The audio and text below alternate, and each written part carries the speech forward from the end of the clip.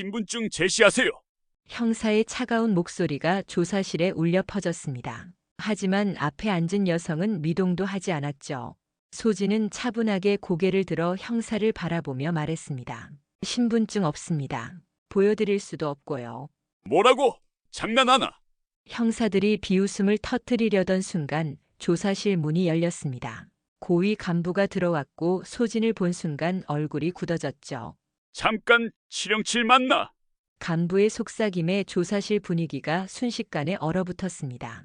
형사들은 무슨 말인지 몰랐지만 간부의 표정만 봐도 심상치 않다는 걸 알 수 있었어요. 지금도 활동 중인가? 그건 말할 수 없습니다. 소진의 대답에 간부는 깊은 한숨을 내쉬었습니다. 그리고 형사들을 향해 단호하게 말했죠. 이 사건 무혐의다. 즉시 놓아줘. 단 몇 분 전까지만 해도 평범한 여성으로 보였던 이들이 누구인지, 그리고 앞으로 어떤 일이 벌어질지 아무도 몰랐습니다. 금요일 밤 10시 서울 강남의 심장부에 자리한 루나틱은 이 도시에서 가장 화려한 나이트클럽 중 하나였습니다. 네온 사인이 밤하늘을 찢고 올라가는 이곳에는 매일 밤 수많은 사람들이 몰려들었죠. 하지만 오늘 밤은 조금 달랐습니다. 클럽 입구에서 검은색 세단 2대가 멈춰 섰어요.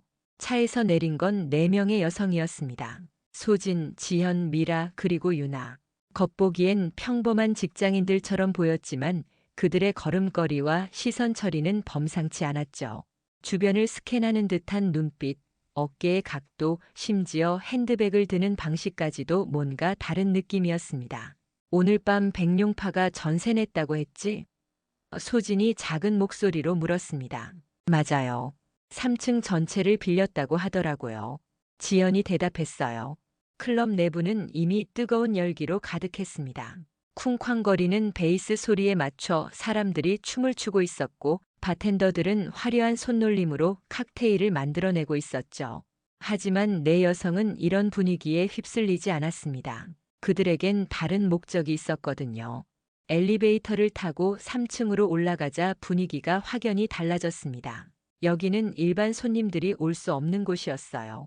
문 앞에서 덩치 큰 남자 둘이 지키고 있었고 안쪽에서는 거친 웃음소리와 고성이 들려왔습니다. 실례합니다. 예약했는데요. 소진이 자연스럽게 말했어요. 예약? 오늘은 전세인데? 경비원이 의심스러운 눈으로 바라봤습니다. 김 사장님이 부르셨어요. 확인해 보세요. 미라가 웃으며 대답했죠. 잠시 후 안으로 들어간 경비원이 나와서 손짓했습니다. 들어가세요. VIP 룸 안은 담배 연기로 자욱했고 테이블마다 양복을 입은 남자들이 앉아 있었어요. 백룡파 조직원들이었습니다. 그들은 술잔을 기울이며 큰 소리로 떠들고 있었고 몇몇은 이미 취해서 비틀거리고 있었죠. 네 여성은 구석진 테이블에 자리를 잡았습니다. 겉으로는 평범하게 술을 마시는 것처럼 보였지만 실제로는 주변을 세심하게 관찰하고 있었어요. 누가 리더인지, 어떤 계급 구조인지, 출입구는 몇 개인지, 경비는 어떻게 배치되어 있는지 모든 것을 파악하고 있었습니다. 저 남자가 백 사장인 것 같네요. 유나가 작은 목소리로 말했어요. 맞아. 다들 저 사람한테 고개 숙이고 있어. 지연이 동의했습니다. 1시간 정도 지났을 때 소진이 조용히 말했어요. 오늘도 관찰은 끝났네. 다음은 실행이야. 그 순간 분위기가 바뀌었습니다. 네 여성의 눈빛이 달라졌고 마치 스위치가 켜진 것처럼 긴장감이 흘렀어요. 그들은 더 이상 평범한 여성들이 아니었습니다. 술잔을 기울이며 대화를 나누던 백룡파 조직원들 중 한 명이 네 여성을 힐끗 쳐다봤습니다. 술에 취한 그의 눈에는 불순한 기색이 역력했어요. 야, 저기 여자들 좀 봐. 혼자 온 것 같은데? 그러게. 이런 곳에 여자들끼리 오다니 뭔가 수상하지 않아? 조직원들의 시선이 하나둘씩 네 여성에게 집중되기 시작했습니다. 소진은 이미 이런 상황을 예상하고 있었어요. 그녀는 잔을 입에 대면서도 주변 상황을 놓치지 않고 있었죠. 저 여자들 뭔가 이상해. 너무 조용하다고. 백 사장 옆에 앉아있던 부하가 속삭였습니다. 가서 확인해봐. 어디서 왔는지 물어보고. 명령을 받은 조직원 하나가 자리에서 일어났어요. 키가 180은 넘어 보이는 덩치에 얼굴에는 흉터까지 있는 험상궂은 남자였습니다. 그는 비틀거리며 내 여성의 테이블로 다가왔죠. 아가씨들, 어디서 오셨어요? 이런 곳에 여자들끼리 오시다니 위험하지 않나요? 소진이 차분하게 대답했습니다. 그냥 친구들과 놀러 왔는데요. 문제 있나요? 문제 아니죠. 다만 여기는 우리가 전세 낸 곳이라서요. 아가씨들도 우리와 함께 놀면 어때요? 분위기가 점점 험악해졌어요. 다른 조직원들도 하나둘씩 자리에서 일어나며 이쪽을 바라보기 시작했습니다. 하지만 내 여성은 전혀 당황하지 않았어요. 오히려 기다렸다는 듯이 서로 눈짓을 주고받았죠. 죄송한데 저희끼리 조용히 있고 싶어요. 지연이 정중하게 거절했습니다. 조용히? 여기가 도서관인 줄 아나? 조직원이 목소리를 높였어요. 우리가 좋게 말할 때 같이 놀자는 거야? 그러면서 그는 지연의 어깨에 손을 올렸습니다. 그 순간이었어요. 뚝, 귀를 찢는 소리와 함께 조직원의 비명이 터져 나왔습니다. 지연이 번개처럼 그의 손목을 잡고 비틀었거든요. 손목이 부자연스러운 각도로 꺾이면서 조직원은 바닥에 무릎을 꿇었어요. 아! 뭐야? 이 미친년이! 주변이 순식간에 술렁였습니다. 다른 조직원 셋이 달려들었지만 마치 짜고 한 듯이 미라와 유나가 동시에 움직였어요. 미라는 한 명의 다리를 걸어 넘어뜨렸고 유나는 다른 한 명의 급소를 정확히 가격했습니다. 소진은 마지막 한 명의 목을 겨냥해 손날을 날렸죠. 모든 일이 10초도 안 되는 시간에 벌어졌습니다. 4명의 조직원이 바닥에 쓰러져 신음하고 있었고 내 여성은 아무 일 없었다는 듯이 자리에 서 있었어요. 클럽 전체가 고요해졌습니다. 음악이 멈췄고 사람들은 무슨 일인지 몰라 어리둥절해했죠. 백 사장은 믿을 수 없다는 표정으로 상황을 바라봤어요. 저 여자들! 뭐야? 사장님, 이건 보통이 아닙니다. 그때 갑자기 클럽의 모든 전원이 차단됐어요. 비상등만 켜진 어둠 속에서 사람들의 비명소리가 들렸습니다. 그리고 몇 분 후 경찰 사이렌 소리가 들려왔죠. 경찰이다. 모두 손들어. 무장 경찰들이 들이닥쳤고 현장은 순식간에 아수라장이 됐습니다. 하지만 정작 사태를 일으킨 4여성 중 2은 이미 사라진 후였어요. 체포된 건 소진과 지연뿐이었습니다. 강남경찰서 조사실은 차갑고 무미건조한 분위기였습니다. 형광등 불빛 아래 회색 테이블과 의자만 덩그러니 놓여 있었고 벽에는 수사 관련 포스터들이 붙어 있었어요. 소진과 지연은 각각 다른 조사실에 분리되어 앉아 있었습니다. 소진이 앉은 조사실로 2명의 형사가 들어왔어요. 한 명은 40대 중반으로 보이는 박 형사였고 다른 한 명은 젊은 김 형사였습니다. 박 형사는 파일을 테이블에 던지듯 내려놓으며 의자에 앉았죠. 성함이 어떻게 되시나요? 박 형사가 딱딱한 목소리로 물었습니다. 김소진입니다. 나이는? 32살이에요. 직업은? 소진은 잠시 침묵했습니다. 프리랜서입니다. 김 형사가 코웃음을 쳤어요. 프리랜서. 무슨 일 하시는 프리랜서인데 그렇게 싸움을 잘하시나요? 운동을 좀 했어서요. 운동? 박 형사가 의심스러운 눈으로 바라봤습니다. 어떤 운동인데 남자 넷을 순식간에 제압할 수 있죠? 소진은 대답하지 않았어요. 그녀의 표정은 여전히 차분했고 손은 무릎 위에 가지런히 올려져 있었습니다. 마치 조사를 받는 게 아니라 차를 마시러 온 것처럼 편안해 보였죠. 신분증 제시하세요. 박 형사가 손을 내밀었습니다. 신분증 없습니다. 보여드릴 수도 없고요. 뭐라고? 김 형사가 벌떡 일어났어요. 장난하나요? 신분증 없이 돌아다니는 사람이 어디 있어요? 있습니다. 소진이 담담하게 대답했어요. 이런 황당한. 박 형사가 중얼거리며 고개를 저었습니다. 그럼 주민등록번호라도 말해보세요. 그것도 말할 수 없어요. 형사들은 서로 눈을 마주쳤어요. 지금까지 수많은 용의자들을 조사해봤지만 이런 경우는 처음이었습니다. 신분증도 없고 주민등록번호도 말하지 않는 사람이라니. 그런데도 전혀 당황하지 않는 모습이 오히려 더 의심스러웠어요. 그럼 어떻게 신원을 확인하라는 거예요? 김 형사가 짜증 섞인 목소리로 물었습니다. 확인하실 필요 없어요. 어차피 곧 풀려날 테니까요. 풀려날 박 형사가 비웃었어요. 폭행죄 상해죄로 기소될 텐데 무슨 소리예요? 기소되지 않을 겁니다. 소진의 확신에 찬 목소리에 형사들은 당황했어요. 도대체 이 여자의 정체가 뭘까? 어떻게 이렇게 자신 있게 말할 수 있는 걸까? 그때 조사실 문이 열렸습니다. 강력반 팀장인 이총경이 들어왔어요. 평소보다 심각한 표정이었고 소진을 한번 쳐다본 후 형사들에게 손짓했습니다. 잠깐 나와봐. 형사들이 나간 후 이총경이 소진 앞에 앉았어요. 그의 눈빛이 달랐습니다.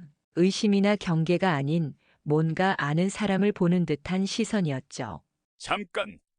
혹시 지령칠 맞나? 이총경이 작은 목소리로 물었습니다. 소진의 눈이 순간 깜빡였어요. 하지만 곧 평정을 되찾았습니다. 그건 말할 수 없습니다. 그럼 맞구나. 이총경이 깊은 한숨을 내쉬었어요. 지금도 활동 중인가? 그것도 말할 수 없어요. 이총경은 잠시 고민하는 듯 했습니다. 그러더니 자리에서 일어나며 말했어요. 이 사건 무혐의다. 즉시 석방해. 문 밖에서 기다리던 형사들이 믿을 수 없다는 표정으로 바라봤습니다. 총경님, 그게 무슨... 말 많이 하지 마. 시키는 대로 해. 이총경의 단호한 목소리에 형사들은 더 이상 반박할 수 없었어요. 하지만 그들의 머릿속은 의문투성이었습니다. 치령칠이 뭘까? 저 여자들의 정체는 도대체 뭘까? 1시간 후 소진과 지연은 경찰서 문을 나섰습니다. 아무런 기록도 남기지 않은 채로요. 다음 날 오후 홍대 근처의 작은 카페에서 3명의 여성이 모였습니다. 소진, 미라, 유나였죠. 지연만 보이지 않았어요. 카페는 대학생들과 직장인들로 북적였지만 3사람이 앉은 구석 테이블 주변은 묘하게 조용했습니다. 지연이 연락이 안 돼. 소진이 휴대폰을 내려다보며 말했어요. 언제부터? 미라가 물었습니다. 오늘 아침 8시 이후로요. 평소 같으면 벌써 3번은 연락했을 텐데. 유나가 불안한 표정을 지었어요. 혹시 그럴 가능성이 높죠. 소진이 차분하게 대답했습니다. 백룡파가 움직인 것 같아요. 실제로 그들의 추측이 맞았습니다. 지연은 오늘 아침 집을 나서는 순간 납치당했거든요. 평소처럼 지하철역으로 향하던 지연 앞에 검은색 밴이 멈춰 섰고 안에서 나온 남자 4명이 그녀를 강제로 끌고 갔던 거예요. 지연은 저항했지만 상대방이 너무 많았어요. 게다가 일반인들이 지켜보는 상황에서 본격적으로 맞서 싸울 수도 없었죠. 결국 그녀는 밴에 실려 어딘가로 끌려갔습니다. CCTV 확인해 봤나요? 유나가 물었어요. 벌써 했어요. 하지만 이상하게 지연이 사라진 구간만 영상에 없더라고요. 소진이 대답했습니다. 또 해킹당한 거네요. 그런 것 같아요. 상당히 조직적이야. 3사람은 잠시 침묵했어요. 지연이 납치당했다는 확신이 점점 강해졌습니다. 그리고 이건 단순한 납치가 아니라 어젯밤 일에 대한 보복이라는 것도 알 수 있었죠. 소진의 휴대폰이 울렸습니다. 모르는 번호였어요. 받아봐요. 미라가 말했습니다. 소진이 전화를 받자 거친 남자 목소리가 들려왔어요. 어젯밤 우리 애들 다치게 한 년들이지. 누구세요? 백룡파 백 사장이야. 내 친구 여기 있어. 소진의 표정이 굳어졌어요. 미라와 유나도 긴장한 기색이 역력했습니다. 무슨 말씀인지 모르겠는데요. 모른다고. CCTV 다 봤어. 너희들이 우리 애들 때린 거 말이야. 증거가 있으면 경찰에 신고하세요. 백 사장이 비웃었어요. 경찰이 너희들 그냥 보내주더라. 신기하네. 도대체 너희들이 뭐야? 소진은 대답하지 않았습니다. 상관없어. 어쨌든 내 친구는 우리가 가져왔으니까 원한다면 와서 데려가. 어디로 가면 돼요? 구로구 가산동에 있는 폐공장이야. 오늘 밤 12시까지 와. 혼자서 말이야. 만약 안 가면? 그럼 내 친구는 한강에서 떠오를 거야. 전화가 끊어졌어요. 3사람은 서로를 바라봤습니다. 상황이 심각해졌어요. 함정인 걸 뻔히 알면서도 가야 하나요? 유나가 걱정스럽게 물었어요. 당연히 가야죠. 소진이 단호하게 말했습니다. 지연은 우리 전우야. 하지만 너무 위험해요. 저들이 얼마나 많은 사람을 준비해놨을지 모르잖아요. 그래서 혼자 가는 게 아니야. 소진이 일어서며 말했어요. 함정인 걸 알고 있으니까 우리도 준비를 해야죠. 미라가 고개를 끄덕였어요. 창고로 가야겠어요. 창고. 유나가 물었습니다. 전술 장비 보관소 말이야. 이제 우리가 누군지 보여줄 시간이 됐어요. 세 사람이 카페를 나서는 모습은 평범해 보였지만 그들의 눈빛은 달랐어요. 더 이상 숨을 필요가 없었습니다. 전우가 잡혔으니까 이제는 작전이었어요. 경기도 외곽의 한적한 창고 단지. 겉보기엔 평범한 물류창고처럼 보이는 이곳에는 특별한 비밀이 숨어 있었습니다. 소진이 암호를 입력하자 두꺼운 철문이 열렸고 안쪽에는 상상도 못할 장비들이 정렬되어 있었어요. 방탄복, 야시경, 통신장비, 그리고 각종 무기들까지 마치 군 부대의 무기고를 그대로 옮겨놓은 것 같았습니다. 세 사람은 익숙한 손놀림으로 장비를 점검하기 시작했어요. 오랜만이네요. 미라가 방탄복을 만지며 말했습니다. 그러게, 마지막으로 입어본 게 언제였더라? 유나가 추억에 잠긴 목소리로 대답했어요. 소진은 대답하지 않고 벽에 걸린 사진을 바라봤습니다. 사막 한가운데서 찍은 단체 사진이었죠. 젊은 여군 7명이 환하게 웃고 있는 모습이었어요. 그중 4명이 바로 지금의 소진, 지현, 미라, 유나였습니다. 707 특임단. 소진이 작은 목소리로 중얼거렸어요. 그때가 5년 전이었습니다. 그들은 국군 최정예 여성 특수부대원이었어요. 불가능한 임무를 가능하게 만드는 것이 그들의 전문 분야였죠. 특히 중동 지역에서의 구출작전에서는 남성 부대원들보다도 뛰어난 성과를 보였습니다. 하지만 그 마지막 임무가 모든 걸 바꿔놓았어요. 시리아 국경 근처에서 납치된 한국인 기자 3명을 구출하는 작전이었습니다. 정보에 따르면 민간인들이 테러단체에게 잡혀 있었고 시간이 촉박한 상황이었어요. 작전은 성공적이었습니다. 7명 모두 무사히 인질들을 구출했고 적군 기지를 무력화시켰죠. 하지만 돌아와서 받은 건 포상이 아니라 문책이었어요. 작전 중 과도한 무력을 사용했다는 이유였습니다. 실제로는 정치적인 이유였어요. 그 테러단체와 모종의 거래를 하고 있던 정부 고위층이 있었고 그들의 계획이 707 특임단 때문에 망가진 거였죠. 결국 7명 모두 강제 전역당했습니다. 국가를 위해 목숨 걸고 싸웠는데 국가가 그들을 버린 거예요.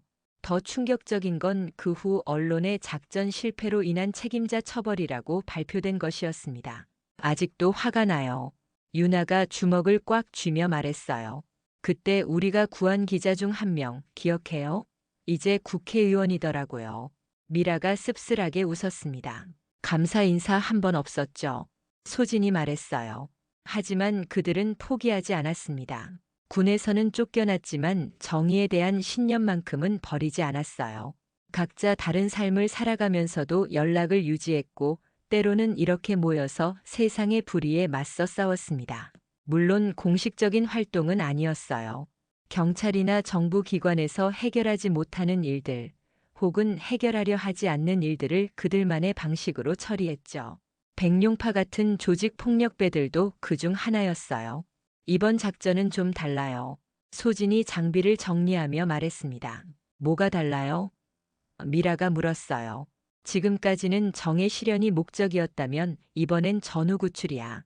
더 개인적이고 더 위험하죠. 그래서 더 확실하게 해야 해요. 유나가 단호하게 말했습니다. 세 사람은 작전복으로 갈아입었어요. 검은색 전술복에 방탄복, 야시경, 통신 장비까지 완벽하게 무장했습니다. 마지막으로 복면을 쓰자 그들의 모습이 완전히 바뀌었어요. 더 이상 평범한 시민이 아니었습니다. 707 특임단이 돌아온 거예요. 전우가 잡혔다. 소진이 말했어요. 이건 작전이야. 밤 10시 구로구 가산동 폐공장 주변은 적막했습니다.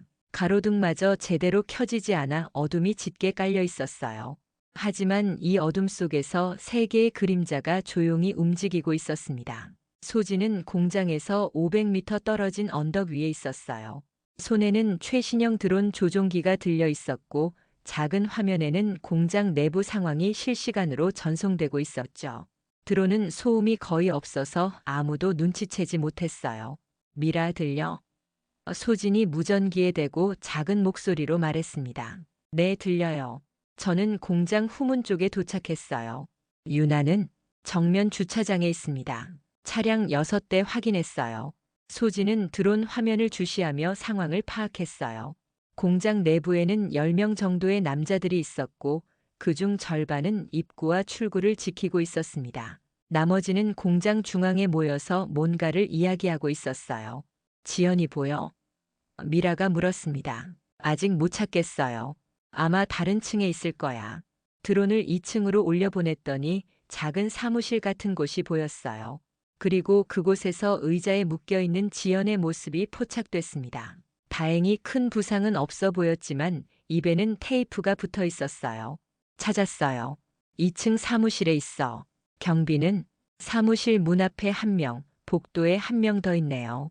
소진은 드론을 회수하고 노트북을 켰습니다. 미라가 미리 설치해둔 해킹 프로그램이 작동하기 시작했어요. 공장 주변의 CCTV와 경보 시스템을 무력화시키는 작업이었죠. 해킹 완료했어요. 10분 동안은 아무것도 기록되지 않을 거야. 좋아. 그럼 시작하자. 세 사람은 각자의 위치에서 움직이기 시작했어요. 유나가 먼저 정면 주차장의 경비원에게 접근했습니다. 그녀는 길을 잃은 여성인 척하며 다가갔죠. 죄송해요. 혹시 여기가 어디인지 아세요? 길을 잃어서. 경비원이 유나를 보며 경계를 늦추는 순간이었어요. 유나가 번개같이 그의 목을 가격했고 경비원은 소리도 못 내고 기절했습니다. 유나는 그를 안전한 곳으로 옮기고 무전기로 보고했어요. 정면 정리 완료. 미라도 후문 쪽에서 같은 방식으로 경비원을 제압했습니다. 이제 공장 내부로 들어갈 차례였어요. 소진이 가장 먼저 공장 안으로 침투했습니다. 야시경을 끼고 있어서 어둠 속에서도 모든 게 선명하게 보였어요. 그녀는 계단을 조용히 올라가며 2층으로 향했습니다. 복도에 있던 경비원은 스마트폰을 보느라 집중하고 있었어요. 소진이 뒤에서 접근해 목을 조르자 그도 의식을 잃었습니다. 이제 사무실 문 앞에 마지막 경비원만 남았죠. 사무실 문이 열려 있어서 안쪽 상황이 보였어요. 지연이 의자에 묶여 있었고 경비원은 창문 쪽을 바라보며 담배를 피우고 있었습니다. 소진은 조용히 사무실로 들어갔어요. 경비원이 뒤돌아보려는 순간 그의 목에 팔을 감아 기절시켰습니다. 모든 일이 소음 없이 진행됐어요. 지연아, 소진이 테이프를 떼어주며 속삭였습니다. 소진 언니? 지연의 눈이 커졌어요. 어떻게? 말은 나중에 해. 일단 나가야 돼. 밧줄을 끊어주자 지연이 자유로워졌어요. 하지만 오랫동안 묶여 있어서 다리에 힘이 없었습니다. 괜찮아? 네, 좀 저린 것 빼고는 괜찮아요. 그때 아래층에서 소란스러운 소리가 들려왔어요. 누군가 경비원들이 없어진 걸 발견한 모양이었습니다. 야, 경비는 다 어디 갔어? 뭔가 이상한데? 상황이 급해졌어요. 소진은 무전기를 켰습니다. 상황 변경. 은밀 침투 실패. 이제 정면 돌파야. 알겠어요. 미라와 유나의 목소리가 동시에 들렸어요. 공장 아래층에서 백룡파 조직원들이 웅성거리는 소리가 점점 커졌습니다. 곧 2층까지 올라올 게 분명했어요. 모두 2층으로 올라가. 뭔가 이상해. 백 사장의 고함 소리와 함께 계단에서 발걸음 소리가 들렸습니다. 소진은 지연의 팔을 붙들고 창문 쪽으로 이동했어요. 2층 높이였지만 뛰어내릴 수밖에 없는 상황이었습니다. 뛸 수 있어? 소진이 물었어요. 해야죠. 지연이 단호하게 대답했습니다. 그때 사무실 문이 벌컥 열렸어요. 조직원 5명이 들이닥쳤습니다. 하지만 이미 창문은 열려 있었고 소진과 지연의 모습은 보이지 않았어요. 어디 갔어? 분명 여기 있었는데 창문으로 도망쳤나? 조직원들이 창문으로 달려가는 사이 아래층에서는 다른 전투가 벌어지고 있었습니다. 미라와 유나가 정면으로 침입한 거예요. 미라는 후문을 통해 들어와 조직원 둘을 순식간에 제압했어요. 한 명은 다리를 걸어 넘어뜨리고 다른 한 명은 목을 조여 기절시켰습니다. 유나도 정문 쪽에서 3명과 맞서고 있었어요. 누구야? 너희들 대체 몇 명이야? 조직원들은 혼란에 빠졌습니다. 적의 정체도 모르겠고 몇 명인지도 파악이 안 됐거든요. 게다가 상대방은 완전 무장한 상태였는데 자신들은 권총 몇 자루밖에 없었어요. 소진과 지연은 공장 뒤편에 착지했습니다. 지연이 다리를 절뚝거렸지만 큰 부상은 없었어요. 두 사람은 재빨리 미라 쪽으로 이동했습니다. 지연 언니. 미라가 반가워했어요. 고마워, 미라야. 감동적인 재회는 나중에 하고 일단 여기서 벗어나야 해요. 소진이 말했습니다. 하지만 이때 소진의 표정이 달라졌어요. 뭔가 계획이 바뀐 것 같았습니다. 잠깐 그냥 도망가면 안 돼. 왜요? 지연이 물었어요. 저들이 다시 같은 짓을 반복할 거야. 이번 기회에 확실하게 끝내야 해. 소진은 배낭에서 작은 카메라를 꺼냈습니다. 인터넷 생중계용 장비였어요. 그리고 노트북을 켜서 몇 가지 조작을 했습니다. 뭐 하는 거예요?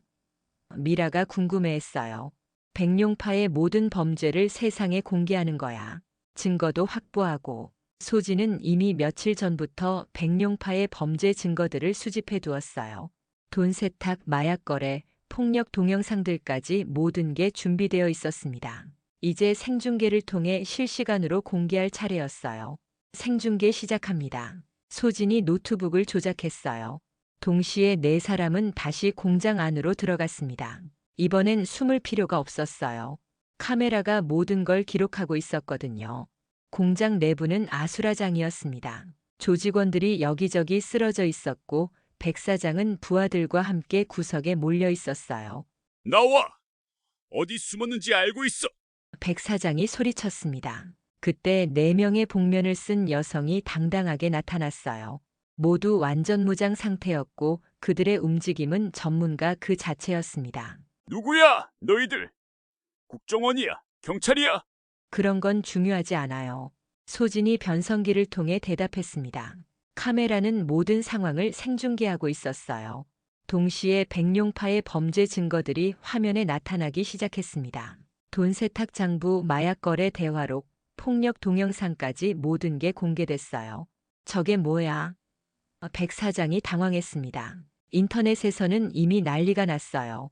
생중계를 보던 사람들이 경찰에 신고하기 시작했고 언론사들도 움직였습니다. SNS에서는 복면 여성들이라는 해시태그가 실시간 검색어에 올랐어요. 이제 끝이야. 소진이 말했습니다.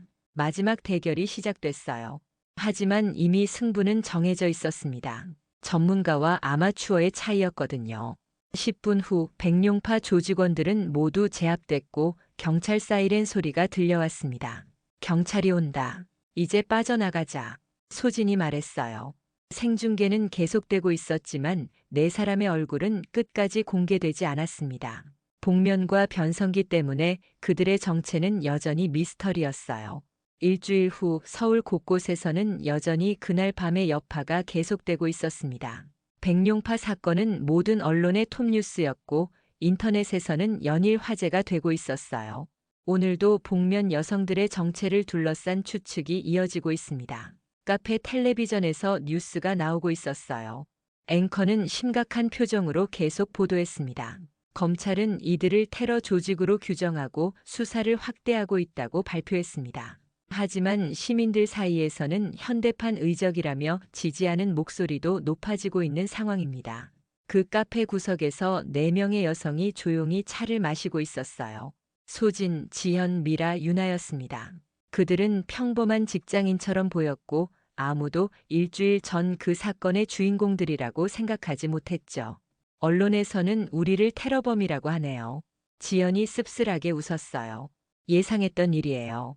소진이 차분하게 대답했습니다. 진실을 알리는 게 목적이었지 인정받는 게 목적은 아니었잖아요. 실제로 그들의 작전은 성공적이었습니다. 생중계를 통해 공개된 증거들 때문에 백룡파는 완전히 해체됐어요. 백 사장을 포함한 핵심 인물들은 모두 구속됐고 관련된 정치인과 공무원들도 수사를 받고 있었습니다. 더 놀라운 건 국정원 내부의 비리까지 드러난 것이었어요. 백룡파와 결탁해서 뒷돈을 받던 고위 간부가 체포된 거였죠. 이 모든 게 생중계를 통해 실시간으로 공개되면서 은폐할 수가 없었어요. 그래도 많은 사람들이 우리를 지지하고 있어요. 미라가 스마트폰을 보며 말했습니다. 인터넷 댓글 보니까 응원하는 사람들이 훨씬 많더라고요. 정의의 사도들이라고 부르는 사람도 있고요. 유나가 덧붙였어요. 하지만 소진의 표정은 여전히 진지했습니다. 그녀는 창밖을 바라보며 생각에 잠겨 있었어요. 언니 괜찮아요? 지연이 걱정스럽게 물었습니다. 괜찮아요. 다만 이게 끝이 아니라는 걸 알고 있어서요. 무슨 뜻이에요? 백룡파는 사라졌지만 비슷한 조직들은 또 생겨날 거야. 우리가 해결해야 할 일들은 아직 많이 남아 있어요. 세 사람은 소진의 말을 이해했어요. 이번 사건은 시작에 불과했습니다. 세상에는 여전히 많은 불의가 존재했고 누군가는 그것들과 맞서 싸워야 했거든요. 그럼 계속 활동하는 거예요? 유나가 물었어요. 우리가 원하는 만큼만요. 강제는 없어. 각자 판단해서 결정하면 돼. 저는 계속할래요. 지연이 먼저 대답했습니다. 이번에 직접 당해봐서 더 확실해졌어요. 누군가는 해야 할 일이라고. 저도 마찬가지예요. 미라가 고개를 끄덕였어요. 저도요. 유나도 동의했습니다. 소진이 조용히 웃었어요. 예상했던 대답이었습니다. 그들은 모두 같은 신념을 가지고 있었거든요. 텔레비전에서는 여전히 관련 뉴스가 나오고 있었어요. 전문가들이 나와서 복면 여성들의 정체에 대해 추측하고 있었지만 모두 빗나간 이야기들 뿐이었습니다. 우리 정체가 궁금한가 봐요. 미라가 웃으며 말했어요. 중요하지 않아요. 소진이 단호하게 말했습니다. 우리가 누군지는 중요하지 않아.